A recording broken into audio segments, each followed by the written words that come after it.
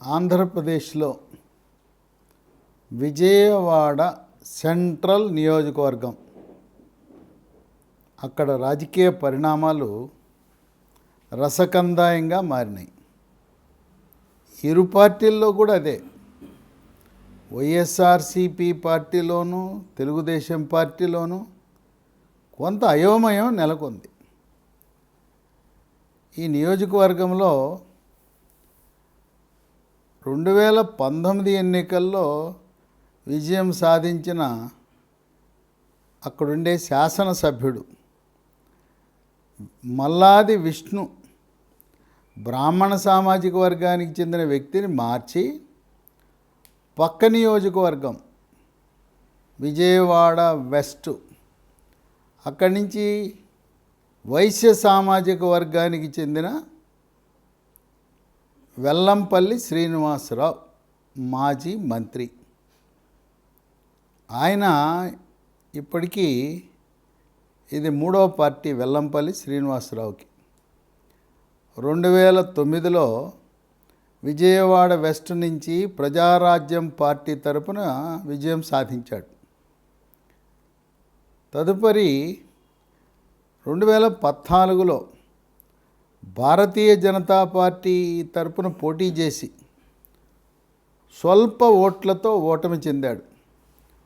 2014లో అదే నియోజకవర్గంలో పోటీ చేశాడు విజయవాడ వెస్ట్ నుంచి.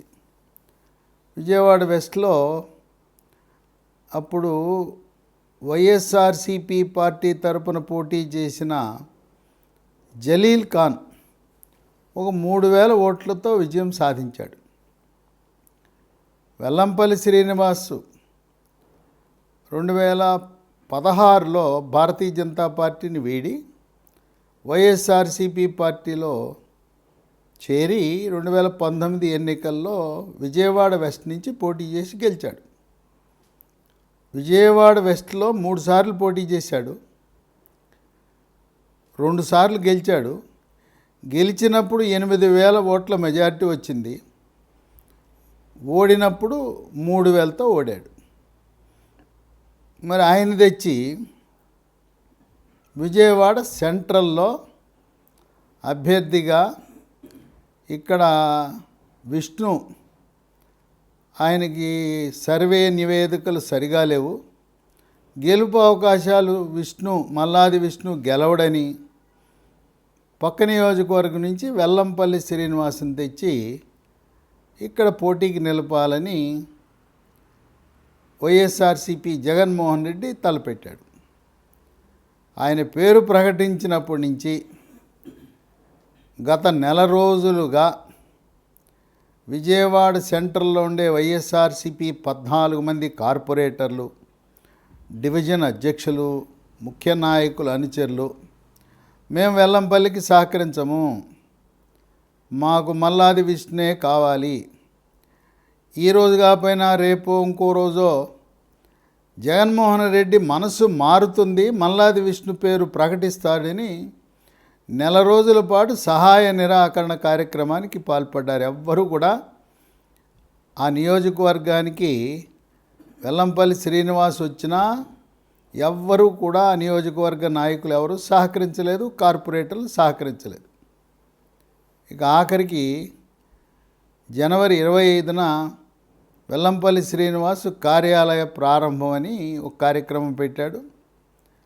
దానికి సజ్జల రామకృష్ణారెడ్డిని కూడా ఆహ్వానించడం జరిగింది. సజ్జల రామకృష్ణారెడ్డి విజయవాడ పార్లమెంటుకి వైఎస్ఆర్సీపీ తరపున పోటీ చేసే కేశినేని నాని వాళ్ళిద్దరూ వచ్చారు. ఇక తప్పనిసరి పరిస్థితిలో వెల్లంపల్లి విష్ణు, ఆయనకు అర్థమైపోయింది జగన్మోహన్ రెడ్డి మొండివాడు, మనసు మారదు, నాకు సీటు రాదు, అందుకని సరే పార్టీ గెలిచి అధికారంలోకి వస్తే ఎమ్మెల్సీనో ఏదో ఒక నామినేటెడ్ పదవో లభిస్తుంది, ఇప్పుడు మనం దూరంగా ఉంటే అది కూడా ఉండదు, కనుక రెంటికి చెడ్డ రేవడవుతాం, సరే గెలిస్తే మన అవకాశం ఎలా ఏమైనా ఉంటాయని చెప్పి సజ్జల రామకృష్ణారెడ్డి ఇచ్చిన సలహా మేరకు ఈ మల్లాది విష్ణు 25న పార్టీ కార్యాలయ ప్రారంభానికి తన అనుచరులతో పాటు విచ్చేసి వెల్లంపల్లి శ్రీనివాసు, మల్లాది విష్ణు ఇద్దరు కూడా ఆలింగనం చేసుకున్నారు. ఈ ఆలింగనం అనేది మీడియా కోసం, పార్టీ కోసం. ఇవి భౌతికంగా ఇద్దరు కలిసినా మనసులు కలవటము, మనస్ఫూర్తిగా పనిచేయటం చాలా కష్టం. ఇక్కడ విజయవాడ సెంట్రల్లో ఆశ్చర్యకరమైన విషయం, వైశ్య సామాజిక వర్గం చాలా స్వల్పమైన ఓట్లు. విజయవాడ వెస్ట్లో దాదాపు 40,000 వైశ్య ఓట్లు ఉన్నాయి. విజయవాడ సెంట్రల్లో 40,000 బ్రాహ్మణ సామాజిక వర్గానికి చెందిన ఓట్లు ఉన్నాయి. బ్రాహ్మణ సామాజిక వర్గం వాళ్ళందరూ మల్లాది విష్ణు అయితే ఏదో రకంగా బంధుత్వమో వరుసలో కలుపుకుని మనవాళ్లే అని ఓటేస్తారు. మనవాడికి సీటు తిరస్కరించారనే కోపంతో విజయవాడ సెంట్రల్లో ఉండే బ్రాహ్మణ సామాజిక వర్గం ఎవరూ కూడా క్రైస్తవ బ్యాక్గ్రౌండ్తో ఉన్న వైఎస్ఆర్సీపీ పార్టీకి ఓటు వేసే పరిస్థితి లేదు. సరే, విష్ణు వెనకాలండే నాయకులు, కార్పొరేటర్లు, డివిజన్ అధ్యక్షుల వరకే పరిమితం. కానీ అక్కడ ఓట్లు బదిలీ అవటం, మల్లాదికి విష్ణుకు పడిన ఓట్లు వైఎస్ఆర్సీపీ వెల్లంపల్లికి బదిలీ అవటం అసంభవం, కష్టసాధ్యము, దుస్సాధ్యం. ఇంకోటి ఏంటంటే, జనవరి 22న ప్రధానమంత్రి మోదీ అయోధ్యలో శ్రీరాముని ప్రాణ ప్రతిష్ఠ చేసిన తరువాత దేశమంతా కూడా జై శ్రీరామ్ అనే పదంతో మార్మోగుతున్న తరుణంలో వైశ్య బ్రాహ్మణ సామాజిక వర్గం విజయవాడనే కాదు, ఆంధ్రప్రదేశే కాదు, తెలుగు రాష్ట్రాలే కాదు, భారతదేశం మొత్తం కూడా వైశ్య బ్రాహ్మణ సామాజిక వర్గాలు వాళ్ళు ఆది నుంచి కూడా వాళ్లకు ఆర్ఎస్ఎస్తో అనుబంధం, భారతీయ జనతా పార్టీని ఆదరించటం చేస్తారు. అందువల్ల త్వరలో జనసేన, తెలుగుదేశంతో పాటు భారతీయ జనతా పార్టీ కూడా కూటమిలో భాగస్వామ్యం అయిన తరుణంలో విజయవాడ సెంట్రల్లో ఉండే బ్రాహ్మణ సామాజిక వర్గ ఓట్లు వైఎస్ఆర్సీపీ వెల్లంపల్లి శ్రీనివాస్కి వేసే అవకాశం చాలా తక్కువ. ఆ పొత్తులో భాగమైన తెలుగుదేశం పార్టీ అభ్యర్థికి ఓట్లు పడే అవకాశం కనపడతా ఉంది. ఇంకోటి గమనించవలసిన విషయం ఏంటంటే, 2009లో వెల్లంపల్లి విష్ణు కాంగ్రెస్ పార్టీ తరపున విజయం సాధించాడు. ఆయన అప్పుడు గెలిచినప్పుడు ఎంత గొప్ప మెజారిటీ ఏం రాలా. అప్పుడు 2009లో సమీప ప్రత్యర్థి వంగవీటి రాధాకృష్ణ ఆయన 848 ఓట్లతో ఓడిపోయాడు. అంటే 2009లో కాంగ్రెస్ పార్టీ తరపున విష్ణు ఏమీ ఘనమైన మెజారిటీ ఏం రాలా. ఏదో సావు తప్పి కనులొట్టపోయిన చందాన గెలిచామంటే గెలిచామని గెలిచాడు. 2014లో వెల్లంపల్లి ఈయన మల్లాది విష్ణుకి సీట్ ఇవ్వలేదు, జగన్మోహన్ రెడ్డి సీట్ ఇవ్వలేదు. సీట్ ఇవ్వకుండా అక్కడ గౌతమ్ రెడ్డికి ఇచ్చాడు సీటు. గౌతమ్ రెడ్డికి ఇస్తే గౌతమ్ రెడ్డి అసలు కృష్ణా జిల్లాలో రెడ్డి సామాజిక వర్గం అతి తక్కువ ఉన్నారు, ఎక్కడో కొద్ది మంది మాత్రం ఉన్నారు. అటువంటి ఆ రెడ్డి సామాజిక వర్గం ఇవ్వటం వల్ల దాదాపు 30,000 తేడాతో ఓటమి చెందాడు గౌతమ్ రెడ్డి. అంటే బ్రాహ్మణ సామాజిక వర్గం ఎవ్వరూ కూడా గౌతమ్ రెడ్డికి ఓటు వేయలేదు. పైగా ఈ బ్రాహ్మణులు కొంత వాళ్ళు శుద్ధ హిందువులు కనుక క్రైస్తవుని మతాన్ని వ్యతిరేకించే గుణం ఉంటుంది. కానీ మల్లాది విష్ణు మనవాడు, మన బంధువు, మన ఆప్తుడు. రాష్ట్రంలో వాళ్ళు ఇచ్చేదే 1-2 సీట్లు ఇస్తారు రాజకీయ పార్టీలు. మన ప్రాతినిధ్యం ఉండాలి అని చెప్పి మల్లాది విష్ణుని, బాపట్లలో కోన రఘుపతి, కోన ప్రభాకర్రావు కుమారుడు, ఆయన కూడా బ్రాహ్మణుడే. కనుక వైఎస్ఆర్సీపీలో ఉన్న కులాన్ని బట్టి బ్రాహ్మణ సామాజిక వర్గం వాళ్ళని ఆదరించడం అనేది జరుగుతూ ఉంటుంది. ఇక 2019కి వచ్చేసరికి ఈ సీటు వంగవీటి రాధాకృష్ణ పట్టుబట్టాడు నాకు ఇవ్వాలని. వైఎస్ఆర్సీపీ జగన్మోహన్ రెడ్డి దగ్గరికి వెళ్ళి నాకు విజయవాడ సెంట్రల్ కావాలి, ఇచ్చే తీరాలన్నాడు. ఆయన 2014లో వంగవీటి రాధాకృష్ణ విజయవాడ ఈస్ట్లో పోటీ చేసి ఓడిపోతే అక్కడ గద్దె రామ్మోహన్ రావు తెలుగుదేశం పార్టీ తరఫున విజయం సాధించాడు.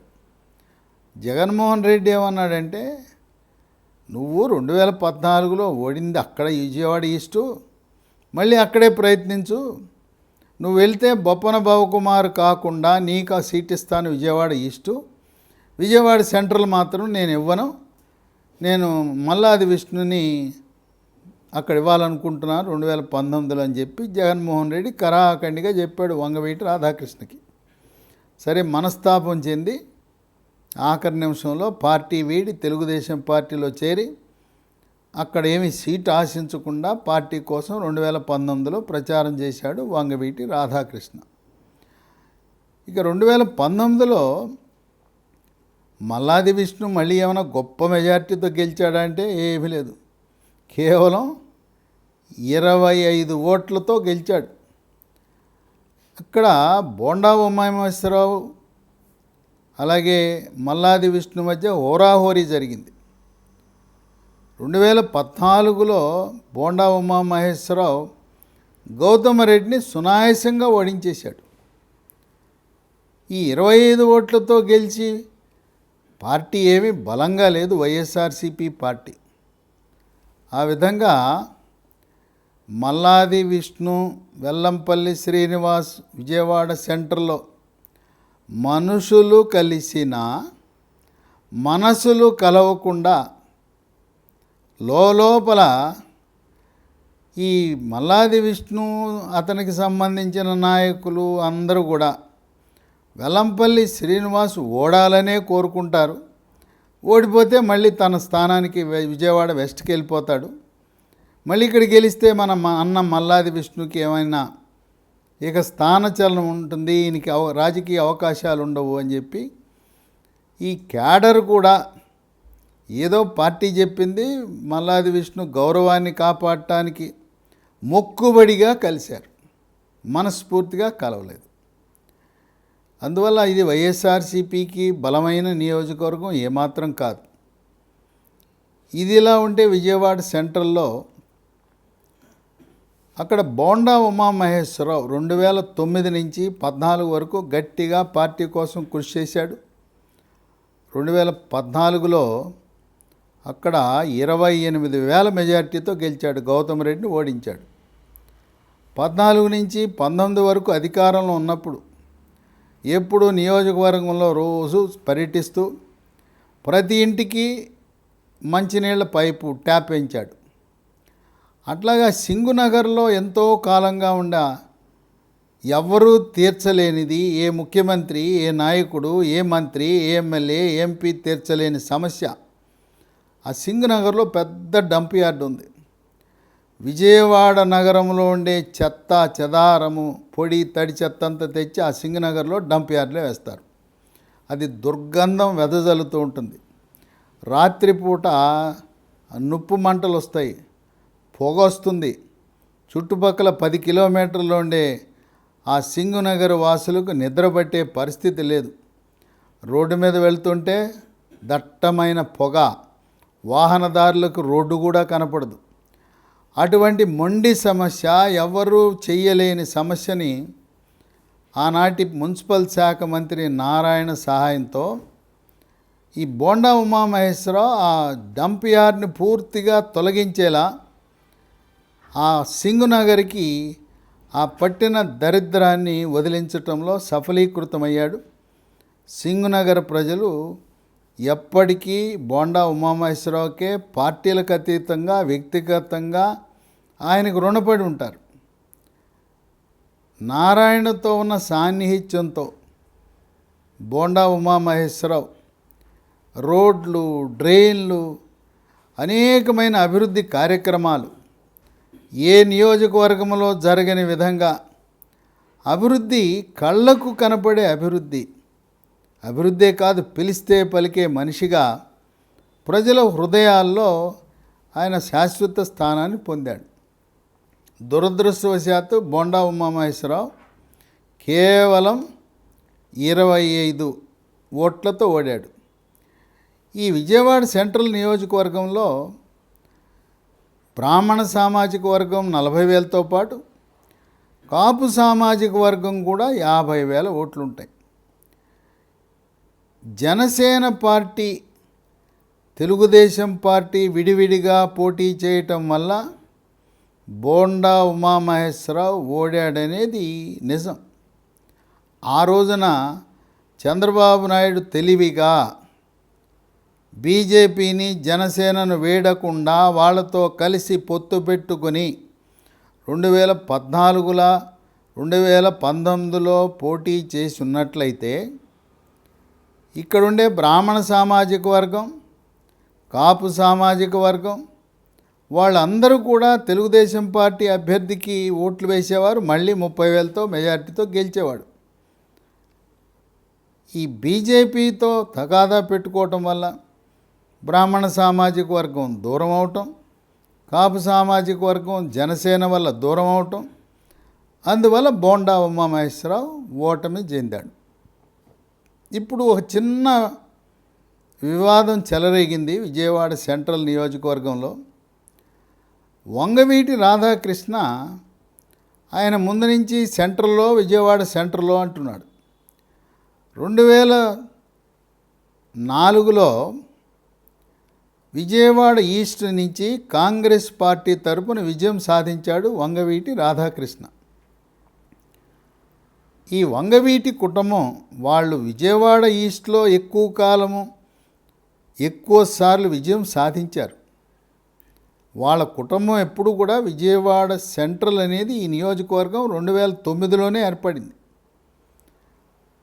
అంతకుముందు 1985లో వంగవీటి మోహనరంగ ఎమ్మెల్యే కాంగ్రెస్ పార్టీ తరపున, తర్వాత 1989లో 94లో 2 సార్లు వంగవీటి రత్నకుమారి రాధాకృష్ణ తల్లి విజయవాడ ఈస్ట్ నుంచి కాంగ్రెస్ పార్టీ తరపున విజయం సాధించింది.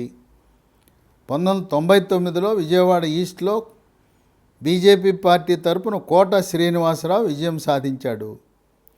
2004లో ఒకే ఒక్కసారి ఇప్పటివరకు వంగవీటి రాధాకృష్ణ విజయం కాంగ్రెస్ పార్టీ తరపున విజయవాడ ఈస్ట్లో గెలిచాడు.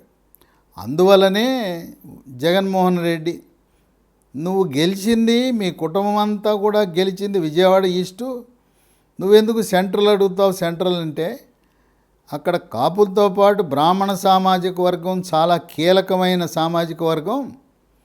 వాళ్ళు మల్లాది విష్ణు లాంటి బ్రాహ్మణ సామాజిక వర్గానికి చెందిన ఎమ్మెల్యే అభ్యర్థి ఉంటే కులం చూసి ఓటేస్తారు. లేదా భారతీయ జనతా పార్టీ ఉంటే అనాదిగా ఆర్ఎస్ఎస్కి అనుబంధంగా ఉన్న వైశ్య, బ్రాహ్మణ సామాజిక వర్గాలు బీజేపీకి ఓటేస్తారు. అందువల్ల జగన్మోహన్ రెడ్డి విజయవాడ ఈస్ట్ అని గట్టిగా రాధాకృష్ణకి చెప్పాడు. మళ్ళీ వంగవీటి రాధాకృష్ణ మనస్సు ఆ విజయవాడ సెంట్రల్లో 2009లో పీఆర్పీ పార్టీ తరపున పోటీ చేశాడు వంగవీటి రాధాకృష్ణ. అక్కడ 848 ఓట్లతో ఓడిపోయాడు. దురదృష్టం ఏంటంటే అక్కడ విజయవాడ 2009లో 3 సీట్లలో పోటీ చేస్తే పీఆర్పీ, విజయవాడ ఈస్ట్లో కమ్మ సామాజిక వర్గానికి చెందిన యలమంచిలి రవి గెలిచాడు. ఇక్కడ విజయవాడ వెస్ట్లో రాజకీయానికి కొత్తగా రంగంలో ప్రవేశించిన వెల్లంపల్లి శ్రీనివాసరావు విజయవాడ వెస్ట్లో గెలిచాడు. కాపు సామాజిక వర్గానికి చెంది కాపు సామాజిక వర్గం అధికంగా ఉన్న విజయవాడ సెంట్రల్లో వంగవీటి రాధాకృష్ణ ఓటమి చెందాడు. అందువల్ల వంగవీటి రాధాకృష్ణ 2009లోనే పీఆర్పీ తరపున విజయవాడ ఈస్ట్లో పోటీ చేసి ఉంటే యలమంచిలి రవి కాకుండా వంగవీటి రాధాకృష్ణకి సీట్ ఇచ్చేవారు, అక్కడ గెలిచేవాడు. ఈ కుటుంబం పోటీ చేసింది, బలం ఉన్నది విజయవాడ ఈస్టు, ఈయన అడిగేది విజయవాడ సెంట్రల్. మళ్ళీ ఆయనకి ఆ వ్యామోహం పోలా. ఇప్పుడు కూడా బోండా ఉమామహేశ్వరరావు గత 15 సంవత్సరాలుగా విడిచిపెట్టకుండా ఒకే నియోజకవర్గంలో ఆయన ప్రజలకు దగ్గరగా ఉంటే, ఇప్పుడు వంగవీటి రాధాకృష్ణ మనస్సు విజయవాడ సెంట్రల్లో పోటీ చేయాలనే ఆలోచన ఉంది. కొంత వివాదం చెలరేగుతూ ఉంది, ఫ్లెక్సీల వివాదం, అది ప్రజల దృష్టిని ఆకర్షిస్తూ ఉంది. ఏదేమైనా చంద్రబాబు నాయుడు మనిషిని చూసి సీట్లు ఇవ్వడు. సర్వేల ఆధారంగా, ప్రజాబలం ఆధారంగా, ఆ నియోజకవర్గ ప్రజలతో ఉన్న అనుబంధము, అభివృద్ధి కార్యక్రమాల్లో వీళ్ళు చేసిన పాత్రని అది బేరేజ్ వేసుకుని సీట్ ఇస్తారు. విజయవాడ సెంట్రల్లో బోండా ఉమామహేశ్వరరావుకి సీట్ ఇస్తే ఎట్టి పరిస్థితుల్లో వెల్లంపల్లి శ్రీనివాసరావు గెలిచే అవకాశాలు ఉండవు. ఎందుకంటే తన సొంత సామాజిక వర్గం, వైశ్య సామాజిక వర్గం విజయవాడ వెస్ట్లో ఉంటే, ఇక్కడ బ్రాహ్మలు వెల్లంపల్లి శ్రీనివాసరావుకు వేరు. వాళ్ళు బీజేపీతో ఉన్న అనుబంధాన్ని బట్టి బోండా ఉమామహేశ్వరరావుకు వేస్తారు. పైగా ఇప్పుడు ఈ ఎన్నికల్లో 2024 ఎన్నికల్లో కాపు సామాజిక వర్గం అంతా కూడా జనసేన పవర్ స్టార్ పవన్ కళ్యాణ్ వల్ల అందరూ కూడా వైఎస్ఆర్సీపీ పార్టీకి దూరం అయ్యారు. ఇంకో విషయం ఏంటంటే, ఉమ్మడి కృష్ణా జిల్లాలో గుడివాడలో కొడాలి నాని, మచిలీపట్నంలో పేర్ని నాని వాళ్ళు పవర్ స్టార్ పవన్ కళ్యాణ్ని అవమానపరిచే విధానము, అసభ్యకర పదజాలము, అమ్ముడు పోయాడు ప్యాకేజీ అని, ఆ విధంగా ఈ కాపు సామాజిక వర్గాన్ని చేతులారా చెడగొట్టుకున్నారు. ఇప్పుడు రాష్ట్ర వ్యాప్తంగా ఉన్నట్టే కృష్ణా జిల్లాలో ఉండే కాపు సామాజిక వర్గం కూడా జనసేన పార్టీతో పొత్తుండటం వల్ల వాళ్ళు తెలుగుదేశం, జనసేన రేపు రాబోయే సమయంలో బీజేపీ కూటమికి మద్దతు ఇచ్చే అవకాశం ఉంది. కనుక విజయవాడ సెంట్రల్లో ఉండే కాపులు వెల్లంపల్లికి ఓట్లు వేయరు. అందువల్ల ఆయన జగన్మోహన్ రెడ్డి ఈయన్ని సెంట్రల్కి వెళ్ళమంటే వెల్లంపల్లి శ్రీనివాస్కి ఇష్టం లేదు. అయిష్టంగానే ఇక బాసు చెప్పాడు, నన్ను మంత్రి చేసి ఆదరించాడు, ముఖ్యమంత్రి ఆదేశించాడు కనుక, ఆయన చేతిలో ఏదో సర్వే నివేదికలు ఉన్నాయి కనుక ఆ ప్రశాంత్ కిషోర్ టీం చేసిన నివేదికల ఆధారంగా నన్ను పంపుతున్నాడని అయిష్టంగానే ఆయన వచ్చి ఈ నియోజకవర్గంలో పోటీ చేయడానికి అంగీకరించాడు.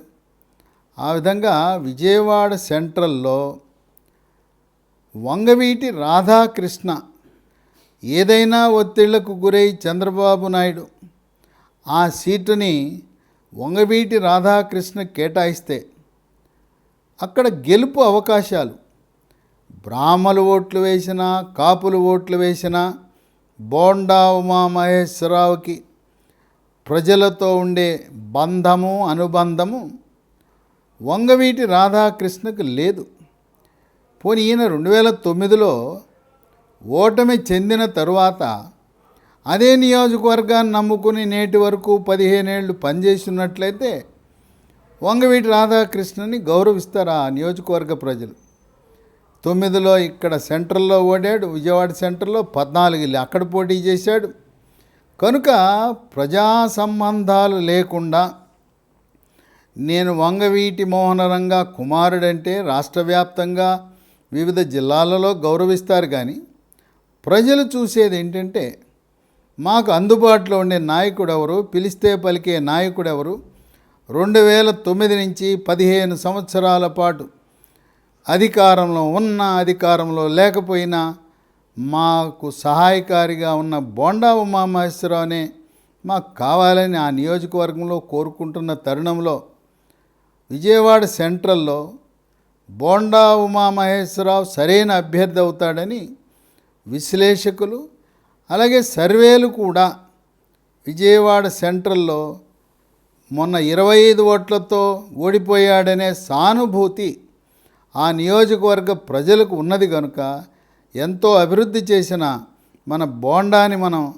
ఎమ్మెల్యేగా గెలిపించుకోలేకపోయామనే భావన ఆ నియోజకవర్గ ప్రజలకు కులాలకు అతీతంగా, ముఖ్యంగా ఈయన వెనుకబడిన వర్గాలు అధికంగా ఉన్న, ఆర్థికంగా వెనుకబడి ఉన్న సింగునగర్ ప్రజలు అధిక శాతం 100కి 90 మంది బోండా ఉమామహేశ్వరరావుని వ్యక్తిగతంగా ఆయన చేసిన అభివృద్ధి కార్యక్రమాలు ఆ నగరానికే ఒక మాయని మచ్చ లాంటి ఆ డంప్ యార్డు సమస్యని శాశ్వతంగా పరిష్కారం చేసినందుకు తెలుగుదేశం పార్టీ బోండా ఉమామహేశ్వరరావుకి సీట్ ఇస్తే విజయం తథ్యమని రాజకీయ విశ్లేషకులు భావిస్తున్నారు.